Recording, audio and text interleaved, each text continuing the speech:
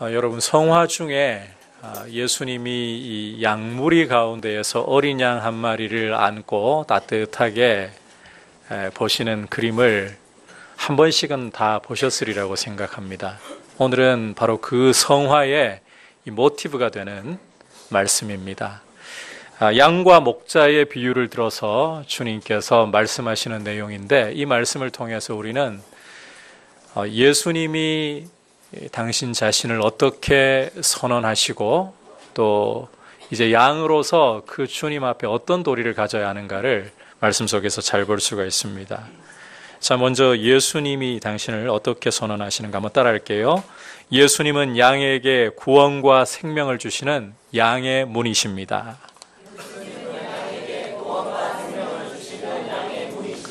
예수님은 성도에게 이 생명과 구원을 주시는 성도들의 유일한 문이 되신다는 거예요. 1절부터 5절까지 읽지는 않았지만 여러분께서 눈으로 보셔도요, 이 비유를 들어서 말씀하시는 것을 볼 수가 있는데, 이것은 팔레스타인에서는 너무나도 흔히 볼 수 있는 상당히 목가적인 풍경입니다. 바로 이 양과 목자에 대한 비유입니다. 사실 내용을 읽어보면 이 말씀은 비유라기보다는, 말씀드렸지만 주변에 너무나도 팔레스타인에서 흔히 볼 수 있는 그냥 하나의 목가적인 풍경인 것 같은데, 자, 하지만 1절을 여러분께서 다시 보시면 내가 진실로 진실로 너희에게 이르노니 라는 표현을 써서 이 말씀하시거든요. 이 표현은 예수님이 아주 중요한 진리를 말씀하실 때 전형적으로 사용되는 표현이에요. 따라서 1절부터 5절까지는 상당히 목가적이고 이 아름다워 보이는 양과 목자의 이야기, 이런 풍경 이야기가 아니라 중요한 진리가 담겨있는 비유라는 거예요. 6절에서도 실제로 비유라고 분명히 말씀을 하고 계십니다. 자, 그렇다면 주님께서 어떤 진리를 전하시려고 이 비유를 들고 계신 것인가? 자, 참고로 6절을 보시면 같이 읽어볼까요? 예수께서 이 비유로 그들에게 말씀하셨으나 그들은 그가 하신 말씀이 무엇인지 알지 못하니라. 여기서 그들이라는 것은 바리새인들과 또 함께 있는 유대인들을 가리키고 있습니다. 주님이 비유를 들어가지고 말씀을 하는데 이들이 비유를 깨닫지 못했다라고 기록을 하고 있죠. 문자 그대로 예수님이 말씀하고 있는 이 비유를 깨닫지 못한 게 아니라 그 비유 안에 담겨있는 중요한 진리를 깨달을 수가 없었다는 말입니다. 따라서 이제 이어지는 말씀부터, 우리가 읽은 말씀부터 주님이 비유에 대해서 해석을 주시는 내용이에요. 자, 과연 어떤 말씀을 주시는가 함께 7절부터 9절까지 먼저 귀를 기울여 보겠습니다. 7절부터 9절 시작. 그러므로 예수께서 다시 이르시되 내가 진실로 진실로 너희에게 말하노니 나는 양의 문이라. 나보다 먼저 온 자는 다 절도요 강도니 양들이 듣지 아니하였느니라. 내가 문이니 누구든지 나로 말미암아 들어가면 구원을 받고 또는 들어가며 나오며 꼴을 얻으리라. 자, 앞서 주님의 비유가 팔레스타인에서 흔히 볼 수 있는 목가적인 풍경이라고 했지만 이것은, 이 비유는 근본 구약을 바탕으로 하고 있습니다. 구약에서 양은 이스라엘, 즉 하나님의 백성을 묘사하는 아주 중요한 메타포, 은유예요. 따라서 이어지는 말씀에서도 여러분께서 양을 그렇게 이 하나님의 백성으로, 이스라엘로 이해를 하셔도 무방합니다. 자, 이 점을 염두에 두고 다시 말씀 보시면 예수님이, 자, 나보다 먼저 온 자는 다 절도요 강도라고 하시는 것부터 보실 수가 있는데, 자, 여기 예수님보다 먼저 온 자들, 즉 이 강도와 절도들은 양들 앞에서 구원의 길을 막아버리는 이들을 가리킵니다. 좀 더 구체적으로 종교 지도자들을 가리키고 있는 거예요. 자칫 마귀를 지칭하는 것 아닐까, 뭐 그렇게 해석한다 해도 큰 무리는 없겠지만 이 본문의 문맥 안에서 제대로 이 말씀을 보면 이 강도와 절도는 양들의 이 구원의 길을 막아버리는, 양들 앞에서 구원의 길을 다 막아버리는 이 종교 지도자들을 가리키고 있습니다. 자, 이 부분에 대해서는 뒤에서 주님이 또 말씀을 구체적으로 하시기 때문에 그때 좀 더 구체적으로 보도록 하고요. 자, 이들과 대조해서 주님은 당신 자신을 양의 문이라고 선언을 하고 계십니다. 따라서 누구든지 이 문으로, 예수라는 문을 통하여 들어오면 구원을 얻고 양들이 꼴을 먹게 된다. 예수님을 믿어야 구원을 얻는다는 거예요. 예수님을 믿어야. 자, 여기에는 다른 예외가 전혀 없습니다. 누구든지라고 말씀을 하셨습니다. 여러분, 예수님만이 양의 문이시고 예수님만이 유일한 구원의 문이시고 오직 누구를 막론하고 예수를 통해서만 구원을 얻고 꼴을 먹을 수 있습니다. 베드로 사도 또한 이 부분을 사도행전 4장 12절에서 이렇게 선언을 하고 있어요. 같이 읽어보겠습니다. 시작. 다른 이로서는 구원을 받을 수 없나니 천하 사람 중에 구원을 받을 만한 다른 이름을 우리에게 주신 일이 없습니다. 자, 예수 그리스도 외에 다른 구원의 이름을 주신 적이 있다 없다? 없다. 오직 예수만이 유일한 구원의 이름이고 양들이 이 구원의 축복과 영광으로 들어갈 수 있는 유일한 문이 되시는 거예요. 자, 그렇다면 이제 예수님을 통해서 들어가는 양들이 구원을 얻고 들어가며 나오며 꼴을 얻는다라고 말씀을 했는데 이 구원을 얻는다, 들어가며 나가며 꼴을 얻는다, 이 말씀은 구체적으로 어떤 의미를 가지고 있는 걸까요?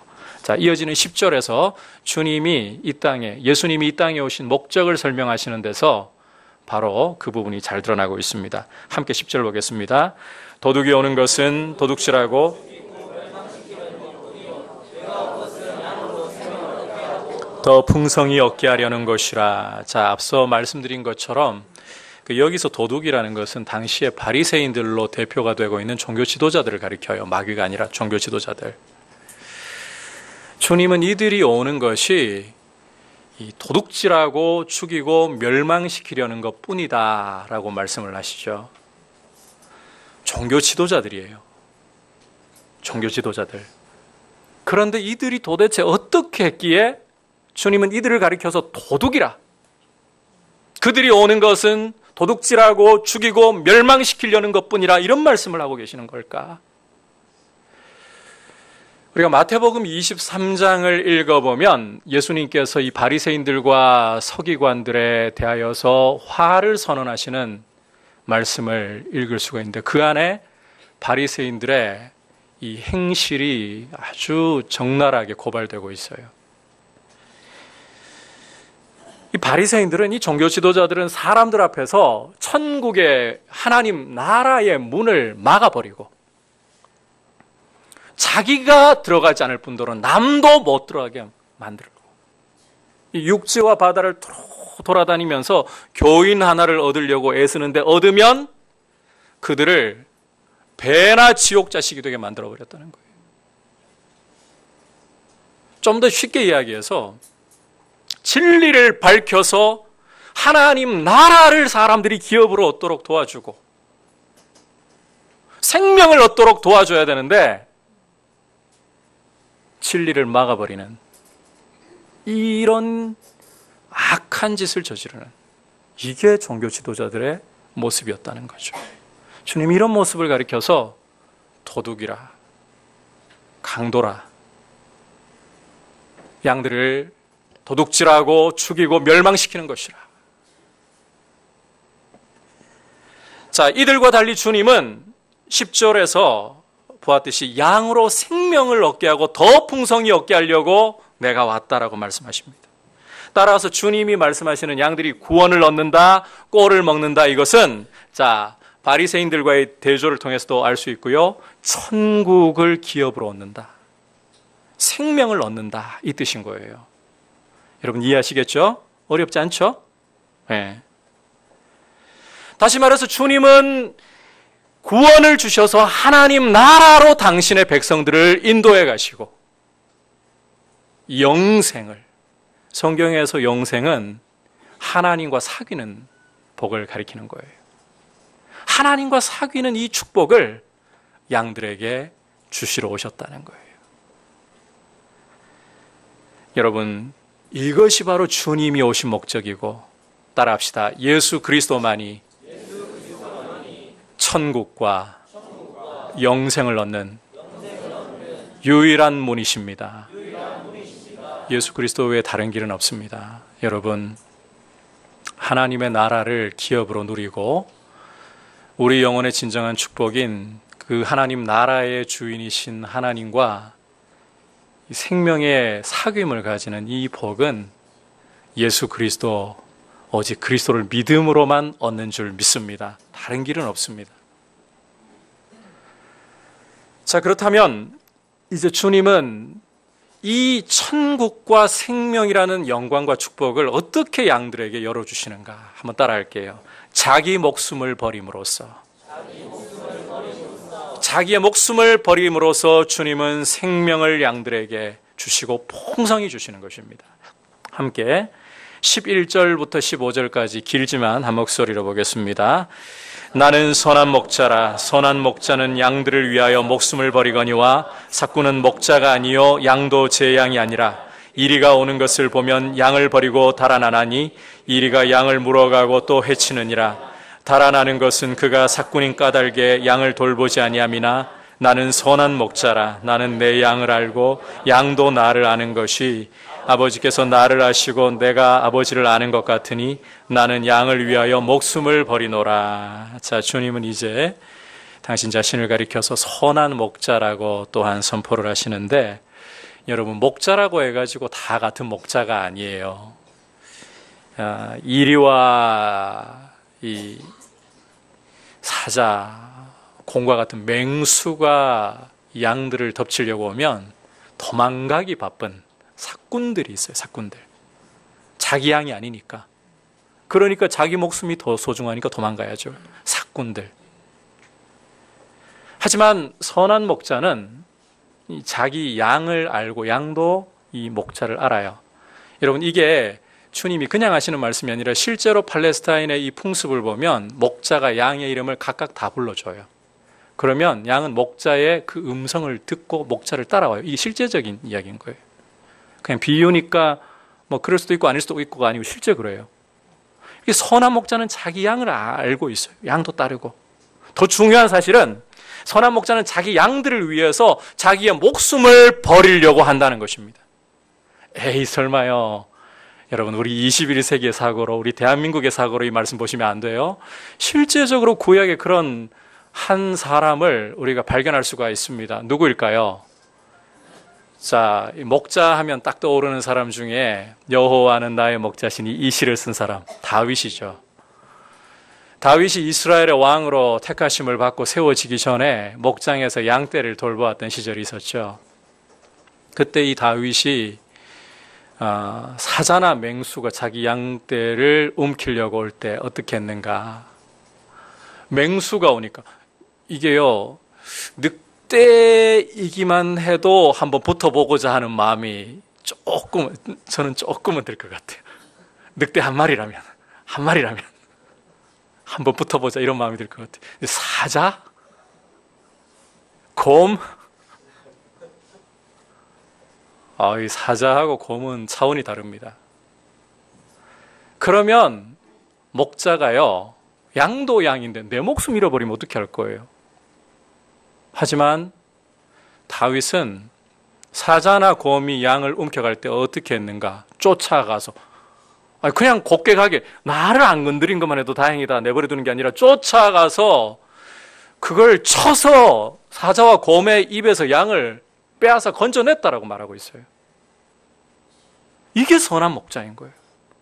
선한 목자라는 게 그냥 뭐 이상적인 이야기를 하는 게 아니라 실제 양을 위해 목자의 명예를 걸고 양을 보호할 수 있는 사람, 자기 목숨을 던져서. 이 선한 목자라는 거예요. 예수님이 바로 그와 같은 선한 목자이시다.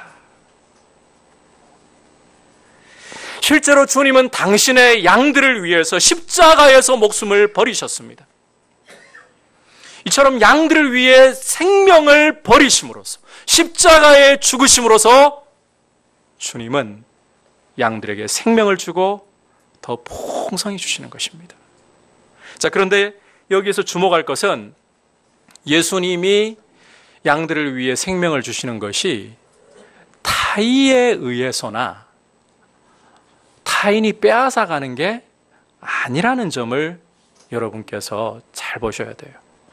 17절, 18절 함께 읽어보겠습니다. 시작. 내가 내 목숨을 버리는 것은 그것을 내가 다시 얻기 위함이니 이로 말미암아 아버지께서 나를 사랑하시느니라. 이를 내게서 빼앗는 자가 있는 것이 아니라 내가 스스로 버리노라. 나는 버릴 권세도 있고 다시 얻을 권세도 있는 이 계명은 내 아버지에게서 받았노라 하시니라. 자, 이르리라는 게 내 목숨을 내게서 빼앗는 자가 있는 것이 아니라 어떻게 말씀하셨나요? 내가 스스로 버린다. 자, 이 말씀에서 보듯이 예수님은 당신의 목숨을 스스로 버리시는 것입니다. 누군가 이 벗어날 수 없는 강요를 하기 때문에 마지못해서 어쩔 수 없이 버리는 것도 아니고, 누군가가 예수님의 목숨을 빼앗아가는 것도 아니고 스스로 버리노라. 자, 여러분, 사람이 자기의 목숨을 알고도 스스로 버린다. 여기에는 분명한 이유, 목적, 명분이 있게 마련이죠. 여러분, 이유도 없이 그냥 자기 목숨을 자기가 알아서 던져버립니까? 정신적인 어떤 그 충격이나 질병이 아닌 다음에, 공황 상태가 아닌 다음에 그 사람이 멀쩡히 자기 목숨을 함부로 끊지를 않아요. 끊으려고 한다면 이유가 있어야 되고 명분이 있어야 되는 거예요. 주님이 왜 그러면 타의에 의해서 죽으시는 것도 아니고 타인이 빼앗아가는 것도 아니고 스스로 죽노라. 어떤 명분 때문에 이 말씀을 하시는가? 자, 목적이 있다 했잖아요. 그것을 내가 다시 얻기 위함이라. 말씀을 읽어보시면 내가 다시 얻기 위함이라. 주님이 목숨을 버리시는 것은 그 목숨을 다시 얻기 위함이라고 말씀을 하고 계십니다. 쉽게 말해서 십자가에 죽으시는 것은 부활 승천하시는 영광을 얻으시기 위한 목적이라는 거예요. 자, 이 부분이 굉장히 중요한 부분이니까 잘 들으셔야 돼요. 만약에 예수님이 자기의 목숨을 양들을 위해 버린다고 해도 버리시는 걸로 끝났다. 그러면 이 같은 죽음은, 이 같은 목숨을 버리면 양들을 위한 게 될 수가 없어요.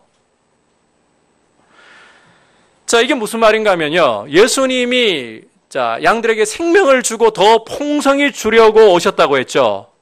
그 말 속에 양들이 처해 있는 형편이 묻어 있는데 양들은 죄와 사망의 권세 아래 묶여 있다는 말이에요.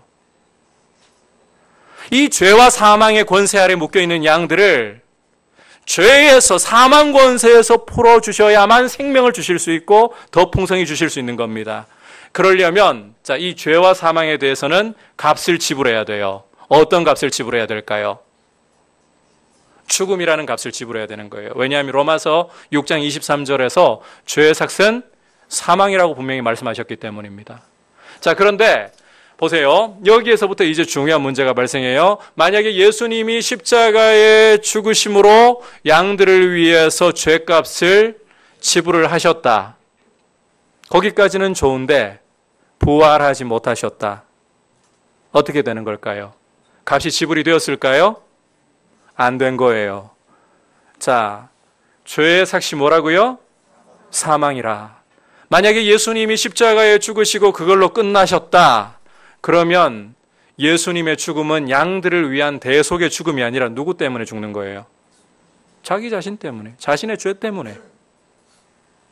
따라서 목자에게도 죄가 없어야 목자가 양을 위해 죽음으로써 양들을 건져낼 수 있는 값을 지불할 수 있게 되는 거예요. 결국 죄값을 치르고 양들을 이 죄로부터, 사망으로부터 풀어주었다. 이걸 확증할 수 있는 증거가 있어야 된다는 말입니다. 그 증거가 무엇이냐? 바로 부활이에요. 부활. 여러분 이해하시겠죠? 너무 어렵나요? 다시 한번 중요하니까 설명할게요. 양들을 지금 죄와 사망 권세로부터 풀어내야 돼요. 그러려면 치러야 하는 값이 뭐라고요?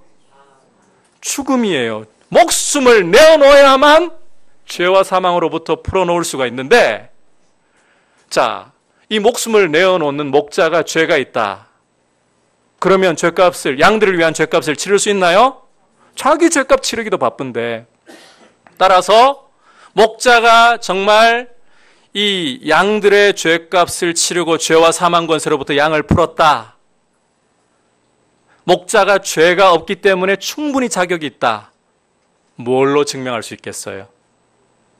살아나야 되는 거예요. 부활해야 되는 거예요.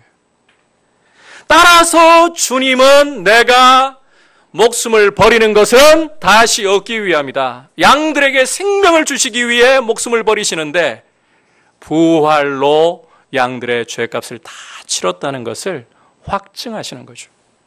이해하셨죠?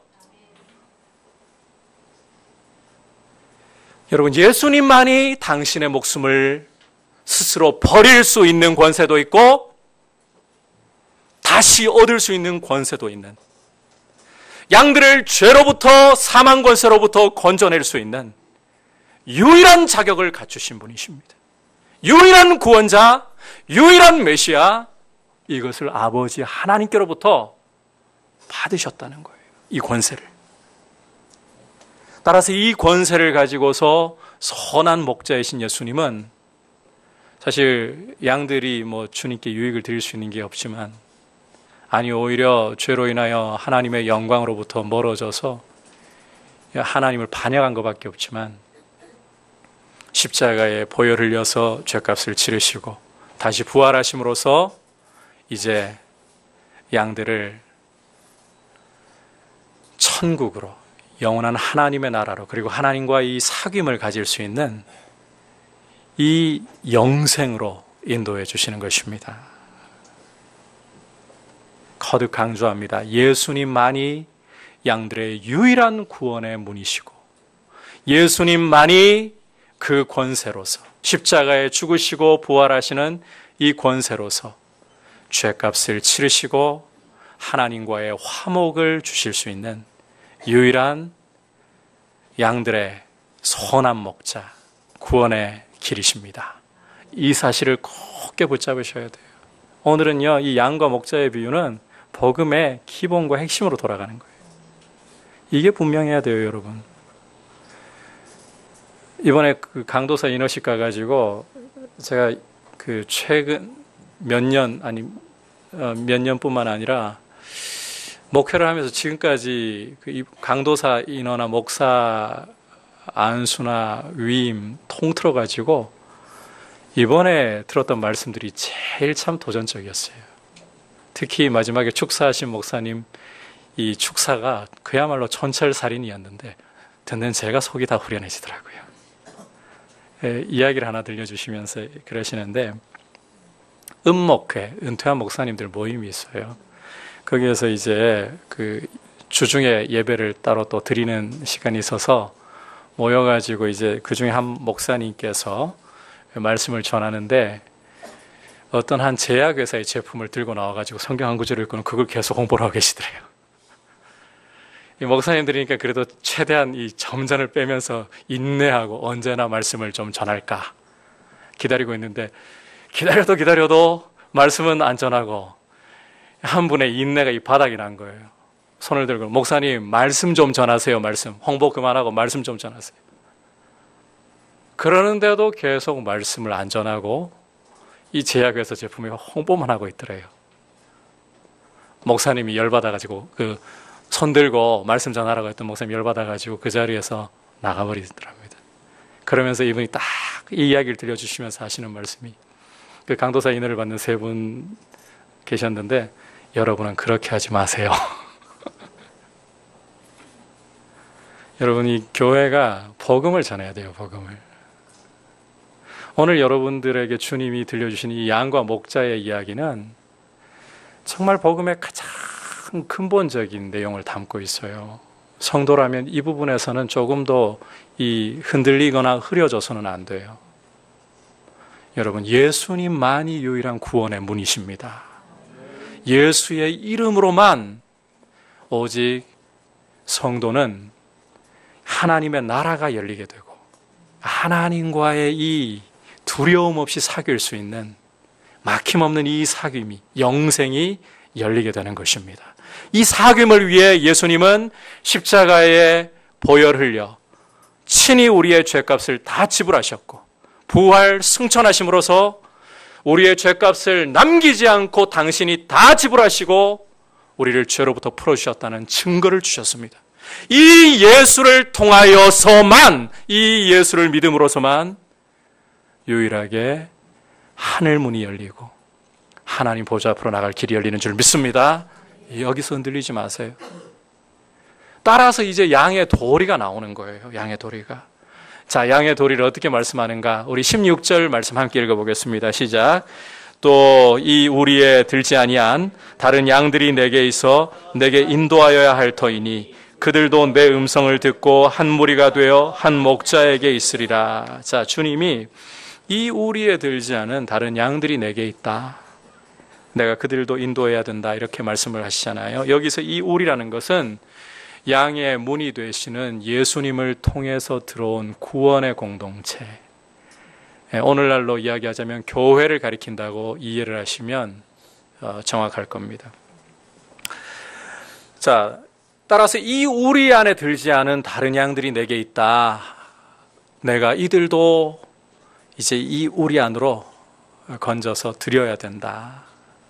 아직 예수님을 믿지 않지만 예수님이 당신의 백성으로 선택한 이들을 가리키는 거죠. 원래 이 말씀이 주어진 상황 속에서 보자면 이방인들을 가리키고 있는 거예요. 구원받을 이방인들. 자, 우리가 복음서를 읽어보면 예수님의 공생의 사역은 이방인들이 아니라 유대인들에게 초점 맞춰져 있었다는 것을 읽을 수가 있어요. 나는 이스라엘의 잃어버린 양에게로 보내심을 받았다. 물론 중간중간에 보면 중풍에 걸린 종의 문제를 가지고 예수님께 간구했던 백부장이라든지 혹은 흉악히 귀신 들린 딸의 문제를 가지고 예수님께 간구했던 수로보니게 여인이라든지 이방인들을 구원하시는 사역이에요. 하지만 예수님의 사역은 나는 이스라엘의 잃어버린 양들 외에 다른 데 보내심을 받지 않았다. 제자들을 전도하러 파송하시면서도 먼저는 유대인들에게로 먼저 가라. 자, 그 말씀은 이방인들의 구원을 배제하신다는 말씀이 아닙니다. 오히려 이스라엘 조상들에게 주신 약속을 먼저 세우고, 약속을 이스라엘과 주셨기 때문에 그 약속을 먼저 세우고 그 복이 이어 이방에게도 흘러가게 하신다는 더 원대한 계획이 담겨 있어요. 그래서 오늘 말씀해 보면 이 이방인들에 대한 구원을 이야기를 하시는 게 바로 그 뜻인 거예요. 십자가에 죽으시고 부활 승천하신 후에 예수님은 이제 교회에게 성령을 주셨고 교회를 통해 성령 받은 교회를 통해서 이제 유대인들에게 주셨던 이 구원의 복음이 이방인들에게로 흘러가게 하셨습니다. 교회를 통해 이 사역을 이루어 가시는 거예요. 그게 바로 우리가 가지고 있는 사도행전이에요. 자, 그렇다면 이제 양들의 도리가 나오고 있어요. 양들의 도리는 이 구원의 초청을 주시는 내가 양의 문이라 나로 말미암아 들어가야만 구원을 얻고 들어가며 나오며 꼴을 얻는다. 천국과 영생을 얻는다라고 말씀하시는 이 구원의 복음을 받았다면 양들은 먼저 믿어야만 되는 거예요. 여러분, 지상의 교회는 크게 가시적인 교회와 불가시적인 교회로 구분을 해볼 수가 있습니다. 우리가 이 예배를 드리고 있는 이 공간, 이 건물은 교회가 아닙니다. 여러분, 우리가 그 말은 통상적으로 교회 그러면 건물을 포함시켜서 이야기하지만 제대로 이야기를 하면 이 건물은 교회가 아니에요. 교회당이고 예배당일 뿐이죠. 교회는 바로 여러분들이에요. 예수 그리스도를 믿는 여러분들, 사람들이 바로 교회입니다. 더 중요한 것은 자, 여러분들 다 눈에 보이시잖아요. 가시적인 교회예요. 이 안에 불가시적인 교회가 있다는 거예요. 여러분, 가시적인 교회라고 다 진짜 주님 보실 때 구원 얻은 교회가 아니에요. 요한복음을 강의하면서 여러분들께 계속 이 말씀을 드리고 있는데 여러분, 두렵고 떨려도 이 부분에 대해서는 우리가 직면을 하고 계속 점검을 해야 돼요. 가시적인 교회가 주님 보실 때 참된 교회가 아니에요. 그 안에 불가시적인 교회. 예수 그리스도야말로 유일한 양의 문이시고 그가 십자가에 죽으시고 부활하심으로 나를 위하여 생명의 길을 열어주시고 화목의 길을 열어주시고 이 예수 그리스도만을 내가 구주로 주인으로 믿습니다. 내 삶은 주님의 것입니다. 더 이상 내 삶이 내 것 아니라 주님 거예요. 주님 거. 이 결단과 이 고백으로 살아가는 것이 불가시적인 교회, 진짜 하나님의 구원 얻은 교회라는 거예요.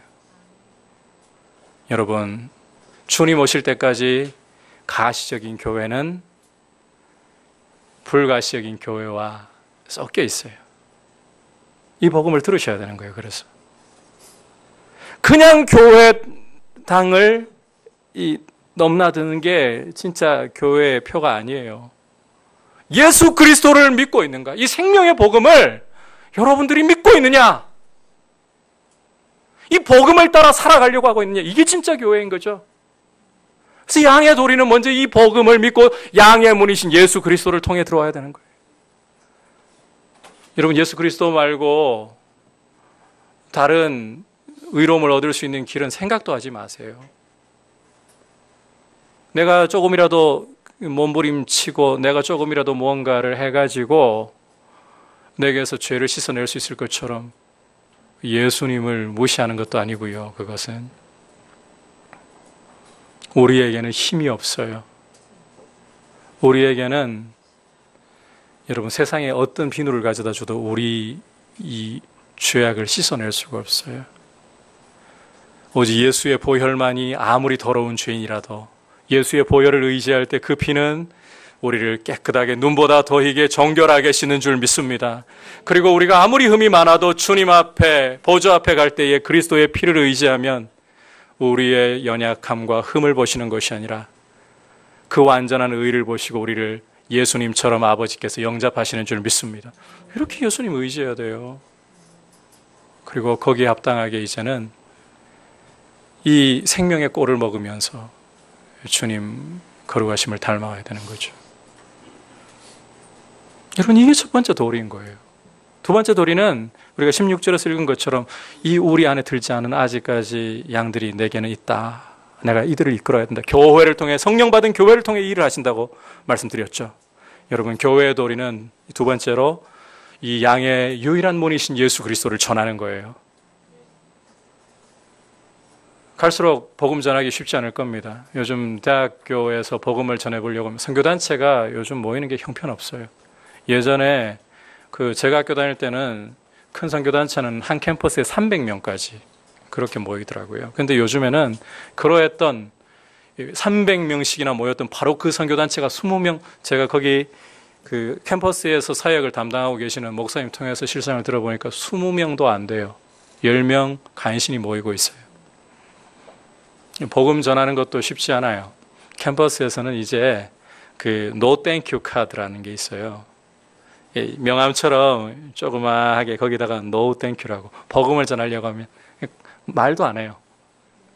명함처럼 하나 쓱 내미는 거예요. 노 땡큐, 안 받겠습니다. 이게 우리가 살고 있는 이 세대의 현실이고, 이제 앞으로 우리 사회가 어떻게 흘러갈지 참 예측 불허인데요. 만약에 이 동성애법이 통과되어 버렸다. 그럼 강단에서 동성애가 죄라고 하면 어떻게 될까요? 붙잡혀 가야 되는 거죠. 복음 전하는 것도 점점 어려워질 수 있어요. 그러면 교회가 복음 전하는 게 어렵다고, 죄를 이야기하면 문제가 생기고 잡혀가야 된다고, 더 이상 죄가 아니라고 하고 복음을 전하지 않을 건가요? 양의 우리 밖에 있는 아직도 주님이 우리 안으로 인도하실 양들이 있다. 내가 인도한다. 내가. 그런데 내가 인도하는데 누구를 통해서? 성령 받은 교회를 통해서. 양의 우리 안에 먼저 들어와 이 영생과 성령의 복을 누리고 있는 양들을 통해서 그 일을 한다. 여러분, 우리 민들레 교회는 복음의 홀씨가 되어야 합니다. 여러분의 삶의 자리에서 무엇을 위해 일을 하고 계십니까? 돈 많이 벌려고 일하고 계십니까? 아니죠. 돈은 복음을 위한 수단이 되어야지 여러분이 추구할 목적 아니에요. 돈을 사랑함이 따라합시다. 일만하게 뿌리가 되나니. 돈을 사랑하는 것이 일만하게 뿌리가 되고 이 많은 이들이 미혹을 받아서 믿음에서 떠났다라고 사도 바울이 분명히 말씀하고 있어요. 이게 목회자인 디모데에게 주는 말씀이에요.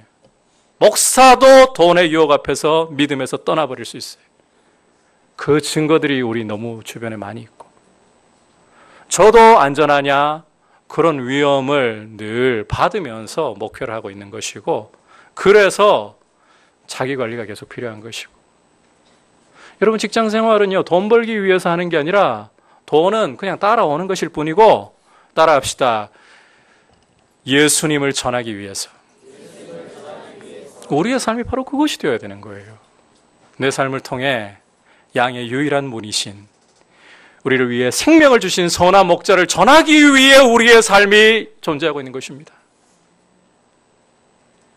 순서가 바뀌지 않게 하세요. 먼저 그의 나라와 그의 의를 구하십시오. 그럴 때 이 모든 것이 너에게 더해지리라고 하셨지. 우리는 돈을 먼저 추구하기 위해 살아가다 보면 잊어버리고 돈이 자꾸 앞서려고 하는 것을 우리는 유혹으로 느끼고 있습니다. 그럴 때마다 십자가 앞으로 돌아가서 무엇을 위하여 내가 부르심을 받았는가? 여러분, 돈도 지나가는 것입니다. 명예도 지나가는 것입니다. 우리에게 영원한 것은 장차올 하나님의 나라, 그 영광의 나라에서 하나님과 함께 왕노릇하는 거예요. 이 영원한 나라가, 이 진동치 않는 나라가 우리의 기업입니다. 이것을 먼저 맛보고 이것을 전하는, 그게 우리가 양의 도리로서 합당한 거예요. 이 도리 가운데 서 계시기를 축복합니다. 아울러서요, 오늘 말씀 속에서 한 가지만 좀 더 강조하고 싶은 게 있어요. 주님이 분명히 지도자들을 세우실 때 절도와 강도로, 도둑으로 안 세우셨어요. 그런데 주님이 오셨을 때 종교 지도자들이에요. 처음부터 강도, 절도 아니었습니다. 지도자들이었어요. 그런데 주님이 오셨을 때 이들은 절도요 강도가 되어버리고 양들 앞에서 천국의 문을 닫아버리고 양들을 오히려 도둑질하고 죽이는 모습으로 길 잃게 만들어버렸어요.